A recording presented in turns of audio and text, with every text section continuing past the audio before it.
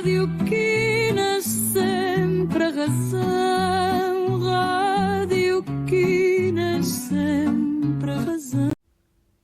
A 11 de julho de 1828, Dom Miguel é aclamado rei de Portugal e dos Algarves. Esta data obriga a dizer o que tantos contornam. No Portugal do século XIX, o confronto não foi apenas entre modelos constitucionais. Foi também entre a vida pública do reino e a ação de sociedades secretas. Quando redes maçónicas transformam o segredo em método político, juramento, disciplina interna, influência discreta, a nação deixa de decidir à luz do dia e começa a ser conduzida por bastidores. A história do miguelismo e do liberalismo não se compreende por slogans. Compreende-se pela distância entre projetos políticos e o país real. Estudos como os de Ron B. Thompson ao abordar o desfecho de Evermont e o ciclo da Guerra dos Dois Irmãos sublinham precisamente essa fratura. Um liberalismo afirmado em grande medida como fenómeno urbano e de elite, capaz de vencer publicamente, mas com dificuldade em consolidar-se como consenso social duradouro, mesmo quando não centram a análise nas sociedades secretas. Estas leituras convergem num ponto essencial. Vitória militar não é sinônimo de reconciliação nacional. A posição católica sobre a maçonaria no plano doutrinal não nasce no século XX, nem é episódica. Ela começa a ser formalizada no século XVIII e prolonga-se ao longo do tempo como advertência moral e pública. Num país de matriz católica, isto tem consequências inevitáveis na leitura de legitimidades, na confiança institucional e no modo como se avaliam redes de influência que operam fora da luz comum. Urge a hora de fazer jus ao bom nome que liberais insistem em sujar, com uma visão unilateral e manipuladora das reais razões que assombraram o reinado que, sob a boa graça de Deus, entre 1828 e 1834, tentou salvaguardar Portugal. Como um símbolo da tradição e do catolicismo português, Dom Miguel continua a ser uma figura de ímpar importância na história mais contemporânea de Portugal. A sua resistência à forçada modernização importada e à sua defesa dos valores enraizados na alma do que é ser português são exemplos de uma liderança que se identifica com o seu povo e com a sua cultura. Mas é impossível falar de Dom Miguel sem colocar em perspectiva todo um enredo político em que se encontra mergulhada toda a Europa no final do século XVIII e cujas nefastas consequências, com tristeza, testemunhamos nos dias de hoje. O século XVIII assistiu ao ascender de um movimento intelectual na Europa que, defendendo um ideário de liberdades individuais e valorizando uma tal razão sobre o divino, num feroz e constante ataque à Santa Igreja de Cristo, insistiu em colocar o homem no centro de tudo, substituindo pelo profano o sagrado lugar reservado a Deus. Sobre a farsa de que o desenvolvimento científico levaria ao progresso da humanidade e à formação de uma sociedade justa e livre, assistimos durante este século ao iluminismo. Tornam-se abundantes as leituras para iluminar as mentes através de jornais publicados em Paris e Londres promovendo mudanças em várias áreas da sociedade, através da discussão de questões políticas, como a necessidade de limitar o poder dos monarcas e a busca por sistemas mais representativos. Inundam ensaios e artigos explorando temas como razão, liberdade, igualdade e progresso. Filósofos como Voltaire, Rousseau, Montesquieu são frequentemente citados, moldando a opinião pública, influenciando o curso da história bem além de avanços tecnológicos. Os meandros da economia, como o livre comércio e o mercantilismo, são tomados de assalto, face de uma oculta maçonaria que lentamente alastrara pela Europa os seus tentáculos, contaminando mentes sob uma égide de modernidade, mas mantendo em segredo as reais intenções sob o slogan igualdade, liberdade e fraternidade. Portugal não ficaria imune a tal contágio que, por influência de comerciantes ingleses, a que a Inquisição rotulava e bem de hereges mercadores, começa timidamente a encontrar espaço. Como resposta, embora tardia, em 1738, o Papa Clemente escreve a bula In eminente apostolaris speculatae, proibindo católicos de participarem em seitas maçónicas sob a pena de excomunhão.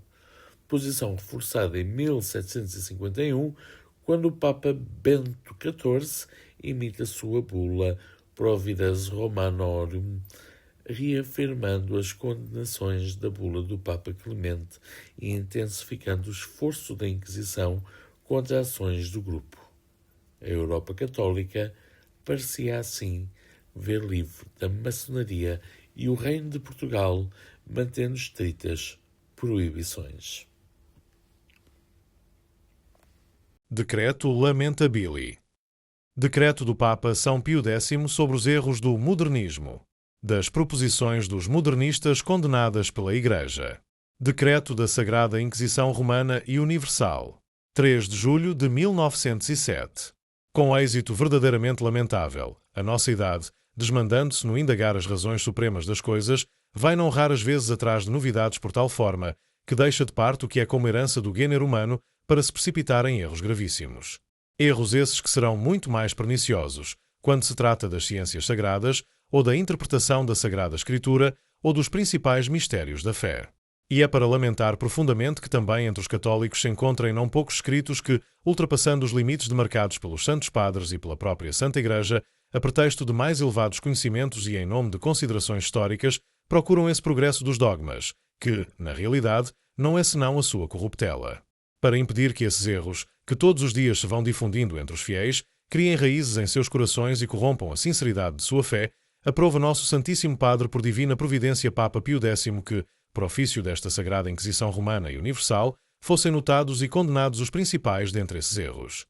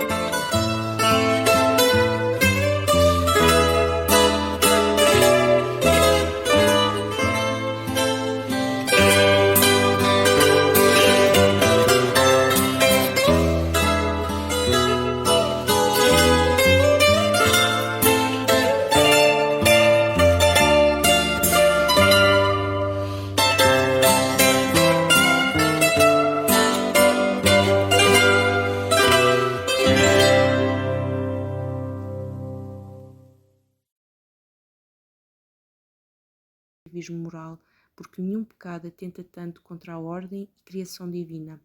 Hoje, a sociedade já não cinge a legitimidade moral do aborto às concepções precedidas de abuso sexual. A legitimidade do aborto tem-se alargado galopantemente nas últimas décadas, com argumentos utilitaristas, arbitrários e muitas vezes amorais. Portanto, o aborto representa a face do relativismo moral. A vida no outro é reduzida a um conjunto de células, mas esse alegado conjunto de células desenvolver-se-á inevitavelmente no humano, gastado da sua potencialidade vivencial.